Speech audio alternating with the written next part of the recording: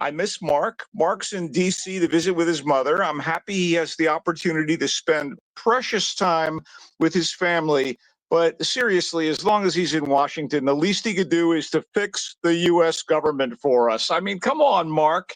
I think that, Michael, I think that's what he's there for. He's using the visiting his mom thing as an excuse. Trump is going to Italy, and then he's going to take over and fix things.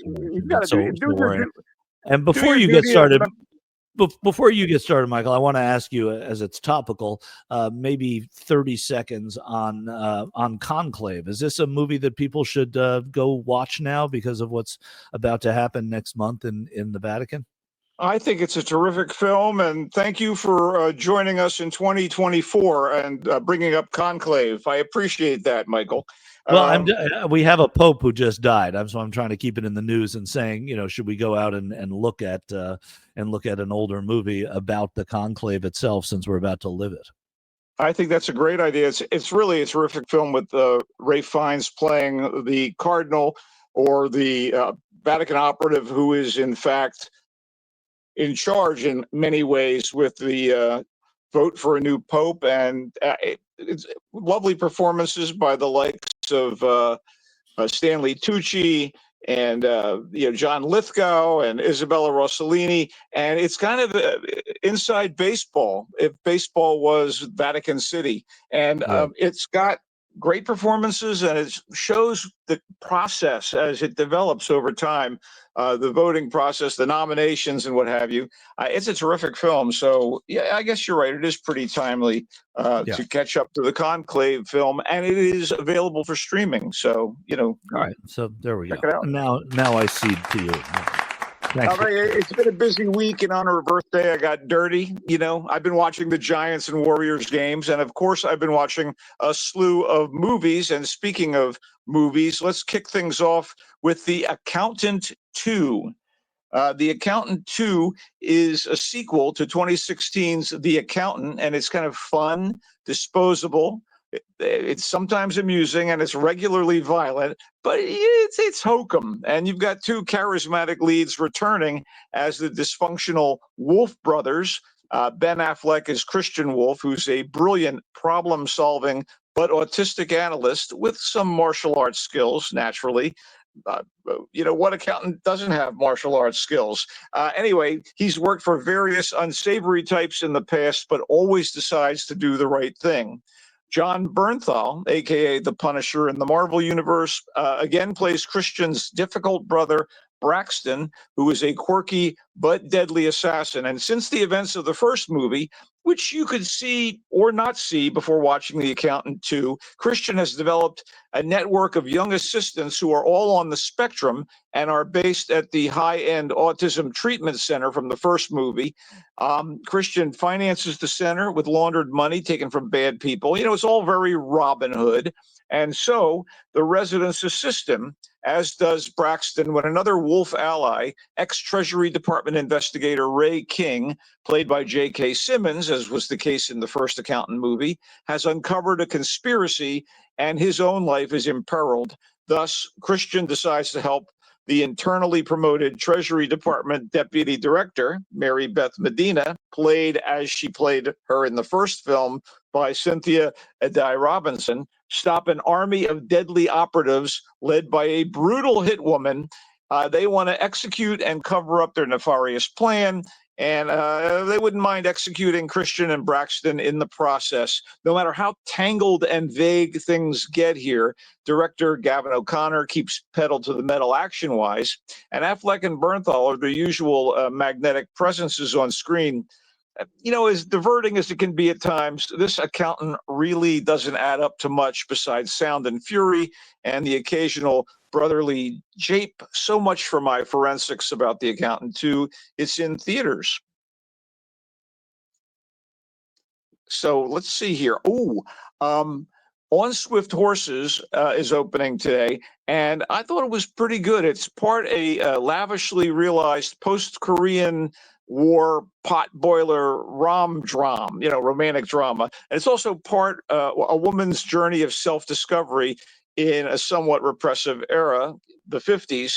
there's a love trapezoid, if you will, between Muriel, played in fine fashion by Daisy Edgar Jones, her husband Lee, kind of a stand-up guy who is working to build a home for them in Southern California. He's played by British actor Will Poulter, and the wayward brother of Lee, and that would be Julius, played by Jacob Elordi, one of those heartthrob types on the rise. And there's also his gay boyfriend, played by Diego Calva. Sasha Calle is on board as one of the neighbors that kind of catches the eye of young Muriel. And so there's that LGBTQ frisson here. It's all directed by Daniel Minahan. And, I thought it was pretty engaging. And again, it's so beautiful on the screen, and the actors are very committed to what they're doing. It does get a little soap opera operatic at times, but I thought it was pretty solid. It's a mature movie. It's thoughtful, and it also kind of delves into how difficult things were for people to express themselves back in the 50s, particularly women. So, I give it a tentative recommendation on Swift Horses, which is playing in select theaters this weekend. Moving and on. how often do you get to see a love trapezoid movie too? I didn't know what else to call it. It's actually 5 people are involved. There's, the brother's lover. There's the Sasha Calle character, the neighbor woman. It gets kind of muddled, but I still thought it was pretty exciting on some level. Never been anything like we this. have another. What's that? What? I was going to say we have another big screen video game adaptation. Woo! Until Dawn is one of those video game adaptations, and it has some wonky internal logic. It's all kind of a Groundhog Day of death, as a bunch of 20-somethings are in search of one of their number's missing sister. She's been gone for about a year, and this girl is determined to find her sister, so she convinces her friends to go on a road trip, and they end up in I guess we'd call it a remote area. It's a remote valley where the girl vanished, and Sister Clover wants to find Melanie and convinces her friends to join her, but it's a bad idea. They come to a visitor center, which is clearly abandoned, but is it? Because there's all kinds of deadly hijinks going on. And how can I put this? The game is probably the template for this, but these kids, when they come to this visitor center and find themselves trapped there, start dying in creatively gory ways. But then they're resurrected. So they kind of die and die again. It's kind of like I said, Groundhog Day of death. The mythology of this, if you could call it that, is probably pieced together from elements of the game. And it was more than a little scattered, but I think genre fans will get a kick out of it. And, it's like a parade of the greatest slasher movie tropes coming at you. Bang, bang, bang. And that's why I think fans will enjoy it. It just kind of gets a little too much at one point. It's a bit long, and let's say a little tedious at times. But you can't go too wrong with Peter Stormare as the heavy. He shows up here, and one of the girls in the group plays Stephanie, the prom queen ghost on Ghosts. It's nice to see her getting a movie role. It's from the director of Lights Out and the Shazam movies. The first one good, the second one not so good. And that director, David F. Sandberg, is pretty talented, but this was for me a bargain matinee at best, or something for streaming. I was not blown away by it. I will tell you that I had a particular pleasure in watching The Trouble with Jessica.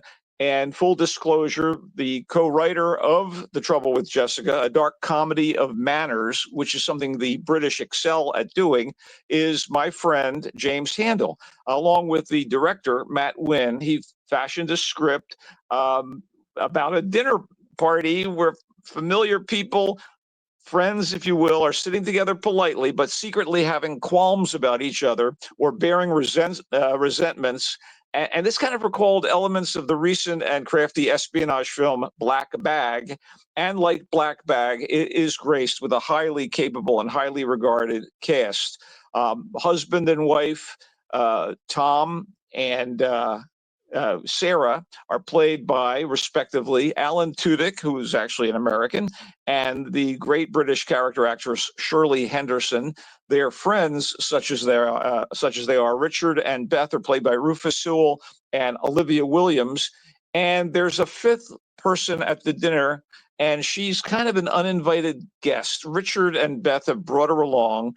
She's the titular Jessica, and she's played by Indira Varma, who is all over the place lately in a variety of films. She even voices one of the characters on the DC Comics animated series Creature Commandos. And this quintet of actors are the attendees at the dinner. And Wild Child Jessica, who is an author on the rise and basically, crashing the party, does something quite unexpected that throws the entire evening into chaos. And I really enjoy this kind of film. It's very, very witty. It's pretty talky, but it has a lot of unexpected twists and turns. And again, with these five actors at work, it couldn't be anything less than compelling. I totally enjoyed The Trouble with Jessica. It may not be, your favorite main course, but I kind of enjoyed dining with these people. It is in select theaters starting today. Let's move on again. Oh, I got to say, this is a film that is designed for family viewing, but it is occasionally morbid, yet ultimately inspiring. It's called The Legend of Ochi, and it has some of the most astonishing and seamless creature work, animatronic and digitally animated, that I have ever seen.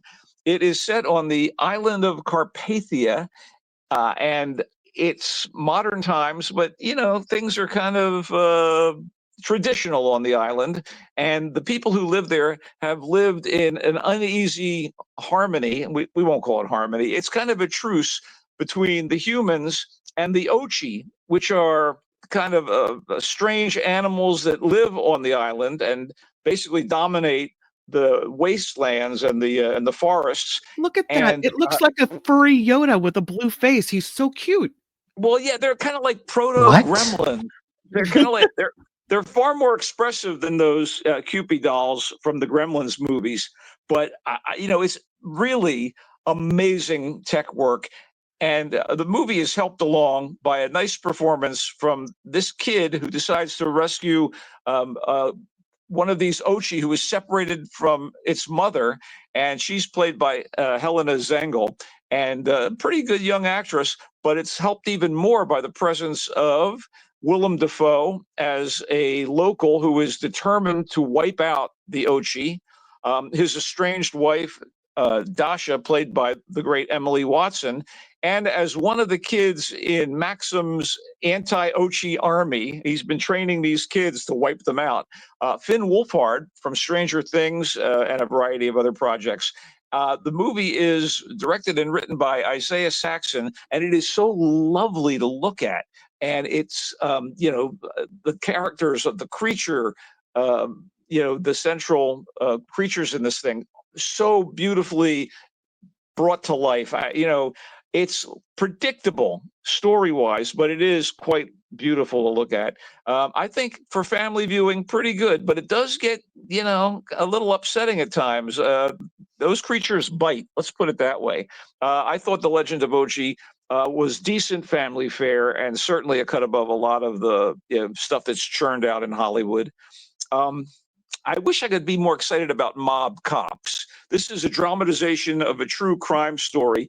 Clearly, it was a passion project for the director and one of the stars, Danny A. Beckhazer. And, but it's a little short on passion. It is all about two incredibly corrupt cops in the NYPD and how they dealt with the mob and how they were kind of an extension of a local gang lord. And those two cops are played by David Arquette and Jeremy Luke. And in fact, Kevin Connolly from Entourage plays the current boss in that precinct. So you're dealing with a few known entities in these significant roles, but it just seemed a little flat to me. I kind of wanted to be more excited than I was. And it was interesting to see the story. And there are so many based on a true story movies made these days. This had to be better than it was to kind of be a cut above what we've already seen elsewhere. You know, I was interested in the case more than I was in the movie. Let's put it that way. And again, you know, Arquette and Jeremy Luke are very talented, and it's, you know, good to see them working. But this kind of disappointed me. It is in select theaters, and it's also available for streaming starting today.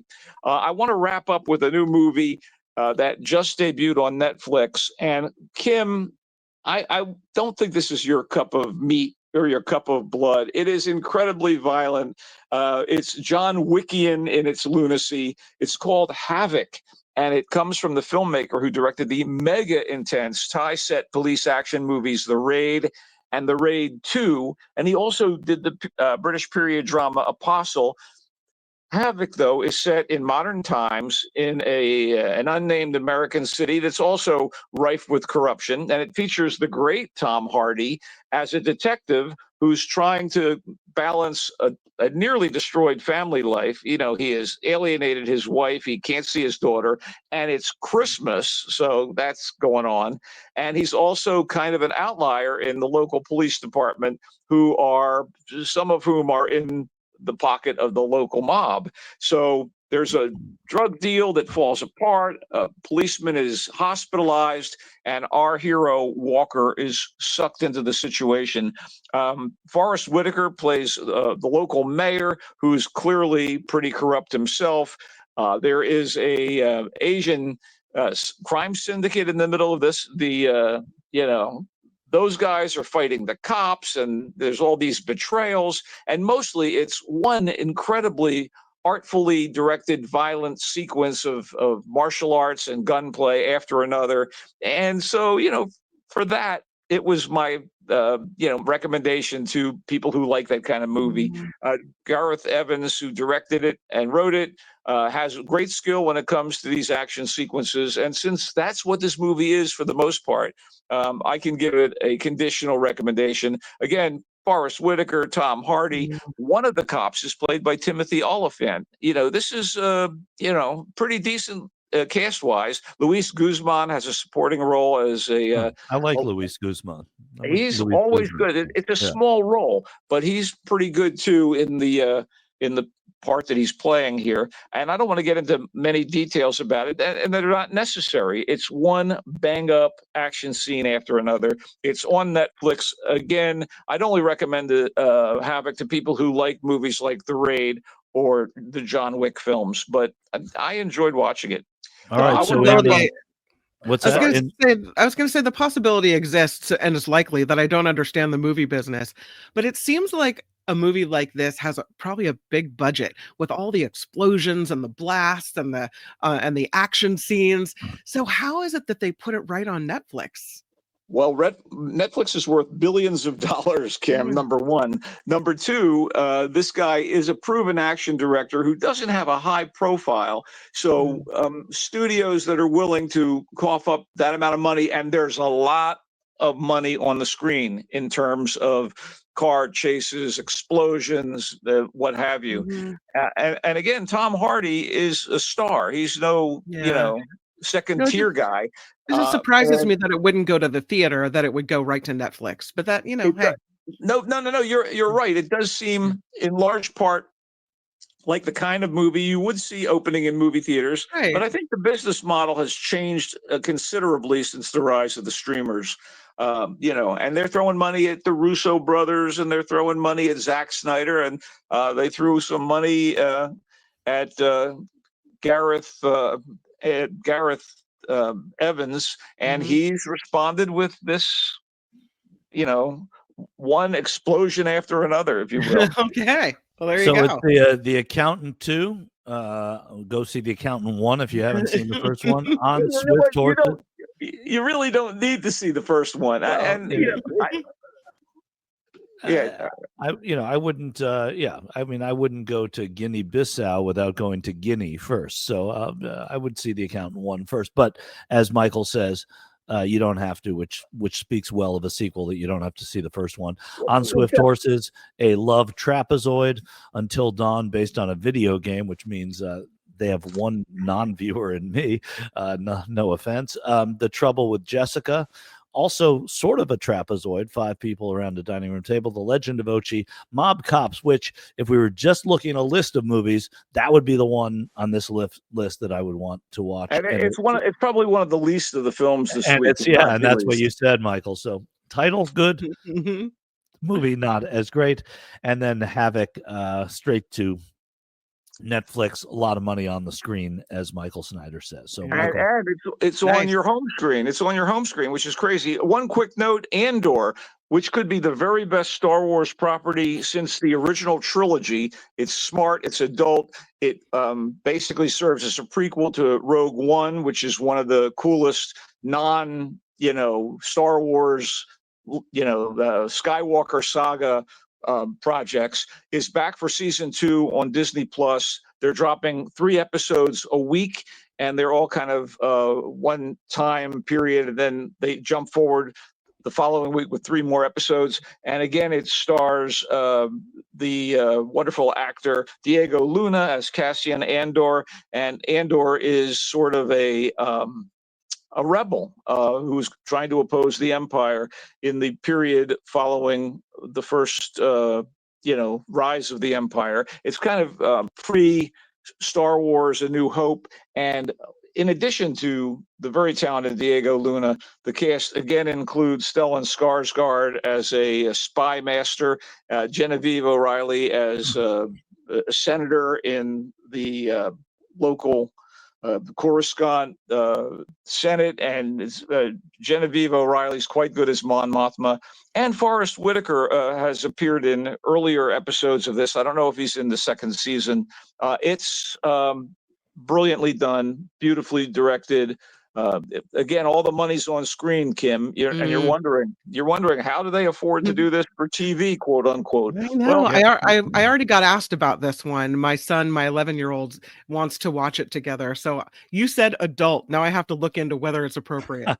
Well, if you are reluctant to watch him see people hit by ray gun fire, then I can understand you maybe don't want to do it. But it's really brilliant. It's one of the smartest things to come out of the Lucasfilm empire, and I think talk about empires, and I think it's really good. Well, that is an empire too. Now, my uncle was in the movie business, and he would not believe, if he were alive, that they were releasing movies that didn't go into theaters. He would just be blown away by that. But that's what happens, as we talked about earlier. There are no newspapers either. But Michael Snyder, thank you for this glorious recap of what we should see and maybe not see, and for indulging my conclave question. Wait. Here's the big question: how about those Giants, huh? Look at we're adding seconds on to 48 seconds of sports. Yeah, but how about those Giants? And the New York Giants, by the way, drafting well yesterday. So it was a good Giants. And as Jim Avila mentioned, the Cubs beating the Dodgers twice is always good for the Giants. So lots of happy sports to report. That's for sure. I guess we'll see everybody next week. Always a pleasure, guys. Bye, Michael Snyder. He comes again. He goes. Now he goes on a rainbow. Yeah, now he goes on a rainbow.